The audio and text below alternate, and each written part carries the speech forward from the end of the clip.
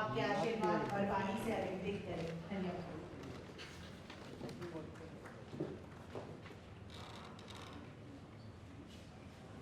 मंच पे उपस्थित सभी अतिथिगण और साथियों, सभी को नमस्कार। आज सब्जेक्ट तो बहुत अच्छा रखा आप लोगों ने, लेकिन अनफॉर्चुनेटली जब से मैं बैठा हूँ सब्जेक्ट पे चर्चा कम हुई है। सब्जेक्ट पे शायद चर्चा होनी चाहिए। अभी एक फिल्म के गीत की भी पहली लाइन भाषण के दौरान बोली, मेरे देश की धरती सोना उगले उगले हीरे मोती। लेकिन ये हीरे मोती क्या केवल 5% लोगों को ही मिलने चाहिए? बाकी 95 का हक नहीं है? 4000 साल पहले पूरी दुनिया के अंदर कोई जाति और धर्म नहीं था। ये जाति किसने बनाई? वो कौन है जिसने पढ़ने का अधिकार केवल 5% लोगों तक सीमित रखा, और वो भी लगातार 3500 साल तक? वो कौन है जिन्होंने व्यापार करने का अधिकार भी एक वर्ग तक सीमित रख दिया? वो कौन लोग हैं जिन्होंने शस्त्र धारण करने का अधिकार एक वर्ग विशेष तक सीमित कर दिया? वो कौन लोग हैं जिनका जुडिशियस कैरेक्टर नहीं है? सर्वोच्च न्यायालय हो या उच्च न्यायालय हो, इनका निर्माण हुआ क्यों? क्या जो लोग हाई कोर्ट और सुप्रीम कोर्ट के जज बनते हैं, क्या उनके निर्णयों में हमेशा क्या न्याय नजर आता है? और जिस प्रक्रिया से बनते हैं, क्या वो प्रक्रिया जुडिशियस है? बाप भी चीफ जस्टिस रहा, बेटा भी चीफ जस्टिस रहा, पोता भी बनेगा। नेशनल जुडिशियल कमीशन क्यों नहीं बनना चाहिए? उसके लिए ऐतराज क्यों? जो ब्यूरोक्रेसी पूरे देश की नीति निर्धारित करती है, उसमें एक एग्जाम पास करके लोग आते हैं और पूरा देश की सरकारों की नीतियों को निर्धारित करने में अपनी भूमिका निभाते हैं। जो सेक्रेटरीट है वो सारी भूमिका निभाता है।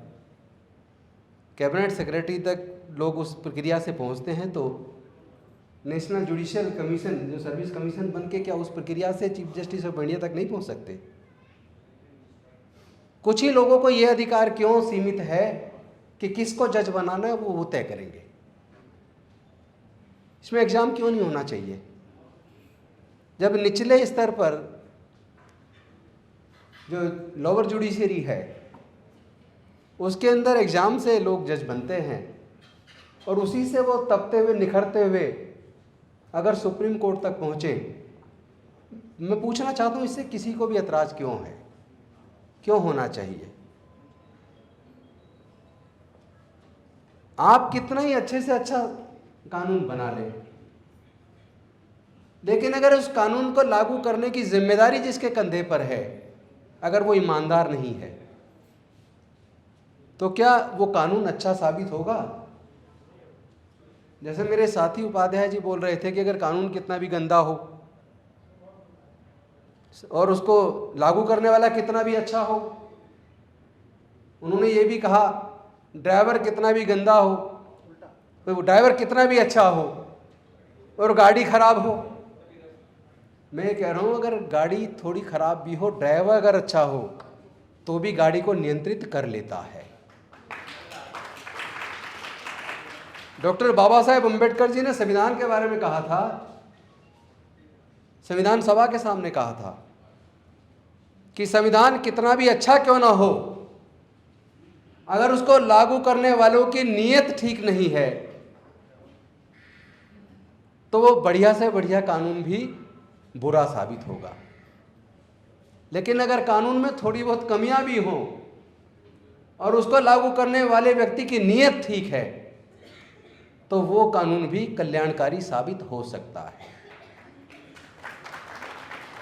मैं पूछना चाहता हूं, ये जो देश के अंदर इंट्रूडर्स आते हैं, जो बाहर से अतिक्रमण करके अंदर घुसते हैं, जैसा उपाध्याय जी बता रहे हैं पैसा देके, रिश्वत देके, ये बिल्कुल सच है, रिश्वत देके घुसते हैं। ये भी सच है, रिश्वत देके बहुत सारे सर्टिफिकेट्स बन जाते हैं। ये रिश्वत लेता कौन है? और ये रिश्वत देता कौन है? ये तो हमें सबको सोचना पड़ेगा। रिश्वत लेने वाले भी फेल हो सकते हैं अगर रिश्वत देने वाले रिश्वत देना बंद कर दें। ये कहा जा सकता है कि मजबूरी में लोग देते हैं, लेकिन अगर मेजॉरिटी तय कर ले कि हमें रिश्वत देनी नहीं है और रिश्वत लेने वालों को जीतने नहीं देना है, तो फिर रिश्वत का बोलबाला कैसे चलेगा? न्याय, जस्टिस फॉर ऑल सब्जेक्ट हमने चुन लिया, पर जब जस्टिस फॉर ऑल होगा कैसे?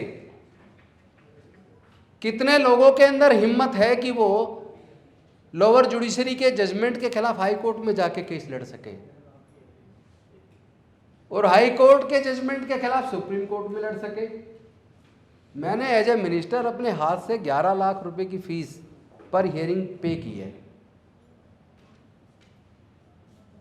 मैं आप सबसे पूछना चाहता हूं, 11 लाख तो छोड़िए, 5,000 रुपये भी पर हियरिंग फीस कितने लोग देने की कैपेसिटी रखते हैं? इसका मतलब क्या न्याय केवल पैसे वाले लोगों को मिलेगा? जिसके पास पैसा नहीं है क्या उसको न्याय नहीं मिलेगा? न्याय बचा कहां? अगर एक हाई कोर्ट का रिटायर्ड जज कहता है कि मोरनी के जो बच्चा होता है वो मोर की आंखों से जो आंसू निकलते हैं उसको पीने से होता है, तो जो आदमी हाई कोर्ट का जज रह लिया उसको इतना ही नहीं पता कि बच्चे पैदा होने की प्रक्रिया क्या है, उससे न्याय की उम्मीद करेंगे क्या? एक बार वो टीवी पे एक न्यूज़ में आ रहा था कि संत आसाराम बापू को कोर्ट में पेश कर रहे थे, तो वहाँ एक रिटायर्ड हाई कोर्ट जज उनके पैरों में गिर गए। वो न्यूज़ पे चला। इसका क्या संदेश देना चाहते हैं हम? इससे संदेश जाता क्या है? उसी न्यायिक प्रक्रिया से उनको सजा भी हुई है ना, और उनके पैर में हाई कोर्ट के रिटायर्ड जज कोर्ट के अंदर पैर छू रहे हैं। बस हमें यह सोचना पड़ेगा कि देश आगे कैसे बढ़े। देश सोने की चिड़िया था तो कब था, और देश बर्बाद हुआ तो कब हुआ और किसने किया? देश को आबाद करने के तरीके क्या होंगे? आप सही कह रहे थे, मंगलयान जा रहा है, चंद्रयान जा रहा है, लेकिन यह भी तो सच है कि आज ही इंसान के मल के अंदर इंसान उतर के अपनी जान गंवा रहा है। क्या हम ऐसी मशीनें देश दुनिया के अंदर नहीं है कि मैकेनाइज तरीके से सीवर साफ कर सकें? इंसान के मन में इंसान उतर रहा है, सबको पता है उसके अंदर मीथेन गैस बनती है, उससे आदमी का जीवन जा सकता है, और लोग जा रहे हैं। अभी हमारे लोकसभा के अंदर जो रिपोर्ट आई है, सैकड़ों लोग सीवर में एक पिछले 5 साल के अंदर मर गए। क्या हम मैकेनाइज तरीके से सीवर साफ नहीं कर सकते? जिसके पास पैसा है वो तो पढ़ लेगा। क्या आप सब लोग इस बात से सहमत नहीं है कि हमने ये सर्वे करवाया और आपने भी अपने लेवल पे देखा होगा, देश के अंदर माननीय सर्वोच्च न्यायालय और उच्च न्यायालय के जितने जजेज हैं, जितने सीनियर ब्यूरोक्रेट्स हैं, सीनियर डॉक्टर, सीनियर जजेज, senior engineer, senior professor, senior scientist हैं, वो 98% सरकारी स्कूलों से पढ़े हैं। तो फिर क्या वजह हुई कि सरकारी स्कूल के सिस्टम को पूरी तरह ठप करके प्राइवेट एजुकेशन सिस्टम को बढ़ावा दिया? आज अगर आपका बच्चा मेहनत करके इंजीनियरिंग में सफल भी हो जाए, एडमिशन के टाइम पे लगभग 2 लाख रुपए फीस देनी है 1 साल के कोर्स के लिए। हॉस्टल का खर्चा अलग है, ट्रांसपोर्ट का अलग है, बाकी खर्चे अलग हैं। यानी 4 साल का इंजीनियरिंग का कोर्स करने के लिए एक पेरेंट को 12 लाख से 15 लाख रुपया चाहिए। कितने % लोग पढ़ पाएंगे? कहाँ है सरकारें? क्या ये सरकार का दायित्व तो नहीं है कि कम से कम और कुछ नहीं कर सकते? रोजगार तो आप दे ही नहीं पा रहे हो पूरे देश में, कम से कम लोगों की पढ़ाई का खर्चा तो उठा लो, लोगों के इलाज का खर्चा तो उठा लो। और जो सरकारें लोगों की पढ़ाई का और इलाज का खर्चा ना उठा पाए, मुझे लगता है ऐसी सरकारों को सत्ता में बने रहने का कोई हक नहीं है।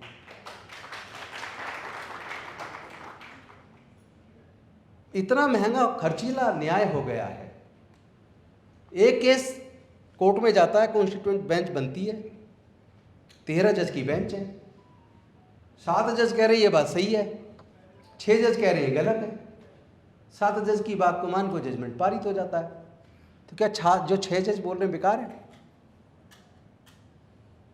निचले जज ने एक निर्णय दे दिया, आंखें बंद कर ली पूरे सबूतों से, ऊपर गए, ऊपर वो जजमेंट फिर उसका बरकरार रह गया, अपील हो गया, उसके ऊपर गए फिर अपील हो गया, सुप्रीम कोर्ट में गए तो उस जजमेंट के खिलाफ जजमेंट आ गई।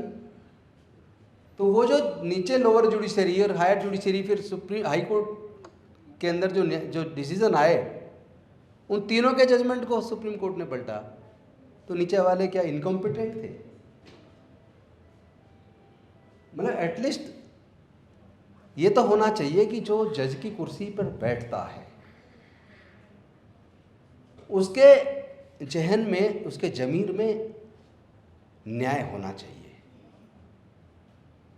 जिसके हृदय में खुद न्याय नहीं है, जो जाति और धर्म से ग्रसित है,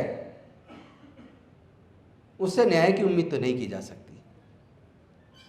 कम से कम न्यायिक कुर्सी पे ऐसा व्यक्ति बैठना चाहिए जो कानून को प्राथमिकता दे, जो कानून से चले। इसीलिए तो वो दिखाते हैं ना कि न्याय की मूर्ति पर पट्टी बंधी है, ताकि वो ये ना देखे कि सामने न्याय मांगने वाला कौन है, कोई गरीब है, अमीर है, छोटा है, बड़ा कौन है।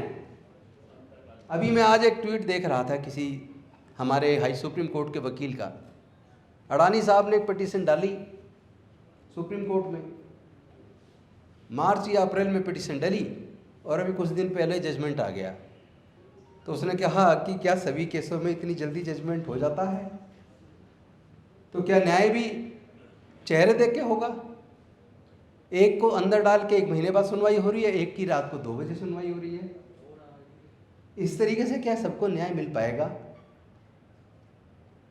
मुझे लगता है कि जो न्याय की अवधारणा है, जिसमें हमने जो पढ़ा था लॉ में, मैं खुद कैंपस लॉ सेंटर से पढ़ा हूँ, दिल्ली यूनिवर्सिटी से, हम पढ़ते थे rule of law. There is rule of law in India,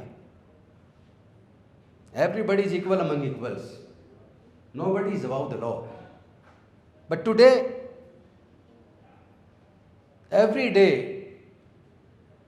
we are watching such kind of cases where few people are getting justice, but most of the people are not getting justice. न्याय ताकतवर लोगों के हाथ का खिलौना बन गया है।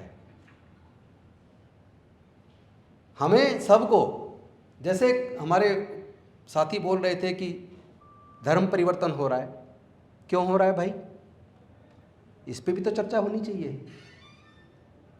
धर्म परिवर्तन हो क्यों रहा है? क्या वर्ण की और जातियों की जरूरत है? आप क्या इंसानियत को तरजीह नहीं दे सकते? आप बताइए ना, पूरे देश में जाति खत्म करने का आंदोलन आज तक क्यों नहीं हुआ? किसी एक का तो नाम बता दो जिसने जाति खत्म करने के लिए आंदोलन किया हो। मैं तो लगातार कर रहा हूं। और दूसरा, आप सवाल मेरे से मत पूछे, पूछना अलग से पूछ लेना, सभा चल रही है।